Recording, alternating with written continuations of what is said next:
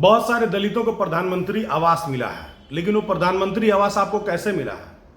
क्योंकि जहां पर प्रधानमंत्री आवास आपको मिला है उस पर आपका मालिकाना हक था और उसी पेपर को लगा करके आप लोगों ने प्रधानमंत्री आवास के लिए आवेदन किया।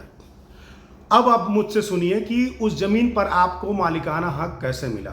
अपने बाप दादा से पूछिएगा कि हमारे समाज के लोगों को, दलित समाज से कोई भी हो, उसको गांव के दक्षिण के तरफ बसाया जाता था, डीए के जमीन पर बसाया जाता था, दफिना जमीन पर, ऊसर जमीन पर, बंजर जमीन पर बसाया जाता था। ठीक है, और उस जमीन पर वो बसते थे या किसी जमींदार के रहमो करम पर या सामंत के रहमो करम पर, जब चाहे जब मन करे उनको वहां से उजाड़ दिया जाता था, हटा दिया जाता था। उनका पक्का मकान भी बनने नहीं दिया जाता था क्योंकि उनके पास उसका मालिकाना हक नहीं था। कुछ दलित जो कलकत्ता, कोयलरी और जा करके कमा करके आए, तो उन लोगों ने कुछ जमीनें खरीदी, लेकिन 99.99% जो दलित हैं, दलित समाज के लोग हैं, वो इसी तरह की जमीनों पर बसे हुए हैं। शहरों में तो बिल्कुल भी मालिकाना हक लोगों के पास नहीं है। वो मालिकाना हक आपको कैसे मिला? ये बगल में पेपर की कटिंग आप देख रहे हैं, ये बसपा के शासन का पेपर कटिंग है। इसमें कुछ मोहल्लों के नाम दिए गए हैं और इन मोहल्लों में जो स्लम एरिया है, उस स्लम एरिया में आदेश किया गया है कि जो दलित जिस जमीन पर रह रहा है वो जमीन उस दलित के नाम से कर दिया जाए, उसको उसका मालिकाना हक दे दिया जाए। और ऐसा शासनादेश एक बार दो बार नहीं बल्कि दर्जनों बार बहन जी के समय में आता रहा है। और जो दलित जिस जमीन पर रह रहा है उसको उसका पट्टा, उसका मालिकाना हक मिलता रहा है। और यही कारण है कि इस देश में सबसे ज़्यादा दलितों के पास जो मालिकाना हक सरकारी ज़मीनों का मिला वो उत्तर प्रदेश में मिला। और उसी ज़मीन पर आज प्रधानमंत्री आवास हो, चाहे आपका राशन कार्ड पास हुआ हो, चाहे आप लोन पास करा रहे हो, चाहे पक्के मकान बना रहे हो, अगर बसपा नहीं आई होती ना तो दलितों के पास ज़मीन नहीं होता। वो आज भी डी के ज़मीन पर, ऊसर और बंजर ज़मीन पर रह रहे होते और सरकार जब चाहती तब उनको लात मार करके निकाल देती। ठीक है, तो ये बसपा कर सकती है। कोई भी सरकार आपको इस तरह का योजना नहीं ला सकते जिससे कि आप मजबूत हों। सारी सरकारें इस तरह की योजनाएं लाती हैं कि आप दरिद्र बनिए, भीखमंगा बन जाइए, भिखारी बन जाइए। ये 5 किलो राशन मोदी दे रहा है और सोचता है कि केवल रोटी कपड़ा मकान की लड़ाई तक ही आदमी को सीमित कर दिया जाए।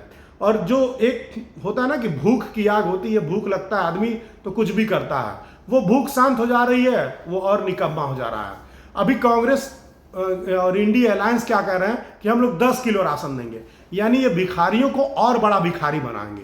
ठीक है, ये आपको मालिक नहीं बनाएंगे। बसपा क्या करती है? बसपा आपको मालिक बनाती है। ठीक है, बसपा ने क्या किया? दलितों को ठेकेदारी में आरक्षण दिया। कोई आपकी औकात नहीं, 1 रुपया आपके पास नहीं है, आपके पास वोटर आईडी, आपका जमीन का पेपर है, जाइए अपना निवास प्रमाण पत्र बनवाइए और निवास प्रमाण पत्र बनवा करके ठेकेदारी में जाकर के रजिस्ट्रेशन करा के, और 2% सरकारी ठेकों में आरक्षण आपको मिल रहा था, यानी कि दलित समाज भी ठेकेदार बन रहा था। अखिलेश यादव आते उसको बंद कर दिए। प्रमोशन में आरक्षण दिया, प्रमोशन में आरक्षण अखिलेश यादव ने खत्म कर दिया, और वही आज संविधान बचाने की बात कर रहे हैं हम। तो ये पेपर का कटिंग ये आपको बताने के लिए, समझने के लिए काफ़ी होगा। और बसपा ने कभी इसका प्रचार नहीं किया, बसपा ने कभी आपको ऊपर एहसान नहीं लाता, बार बार आपको जताने की कोशिश नहीं की कि हम आपको 5 किलो राशन देना, 5 किलो राशन दे रहे हैं। बसपा आपको हुक्मरान बनाना चाहती है। ठीक है, और बसपा इसलिए नहीं बताना चाहती है कि इस बात को चुपचाप तरीके से हमारे लोगों को ज़्यादा से ज़्यादा मजबूत कर दिया जाए। आज बसपा अकेले चुनाव लड़ रही है, सारे लोग ये कह रहे हैं कि अकेले चुनाव लड़ करके भाजपा को फायदा पहुंचा रही है।